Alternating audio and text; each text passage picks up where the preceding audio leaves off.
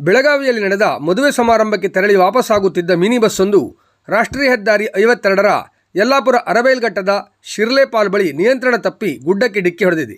ಈ ಭೀಕರ ಅಪಘಾತದಲ್ಲಿ 10ಕ್ಕೂ ಹೆಚ್ಚು ಮಂದಿ ಸೇರಿದಂತೆ ಒಟ್ಟು 19 ಪ್ರಯಾಣಿಕರು ಗಾಯಗೊಂಡ ಘಟನೆ ಭಾನುವಾರ ಸಂಜೆ ನಡೆದಿದೆ.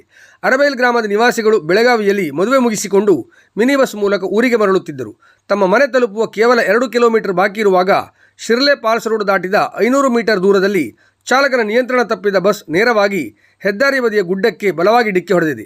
ಅಪಘಾತ ತೀವ್ರತೆಗೆ ಬಸ್ಸಿನಲ್ಲಿದ್ದ ಪ್ರಯಾಣಿಕರಲ್ಲಿ ಆತಂಕದ ವಾತಾವರಣ ನಿರ್ಮಾಣವಾಗಿತ್ತು. ಗಾಯಗೊಂಡವರಲ್ಲಿ ನೇಹಾಲ್ ನಾಯ್ಕ್ ಹಾಗೂ ಅಖಿಲ್ ಸಾವಂತ್ ಎಂಬವರ ಕೈ ಎಲುಬು ಮುರಿದಿದ್ದು, ಸುಷ್ಮಾ ನಾಯ್ಕ್ ಮತ್ತು ರೇಷ್ಮಾ ನಾಯ್ಕ್ ಅವರ ಹಲ್ಲುಗಳು ಮುರಿದು ಎದೆ ಹಾಗೂ ಸೊಂಟಕ್ಕೆ ತೀವ್ರ ಒಳಪೆಟ್ಟು ಬಿದ್ದಿದೆ.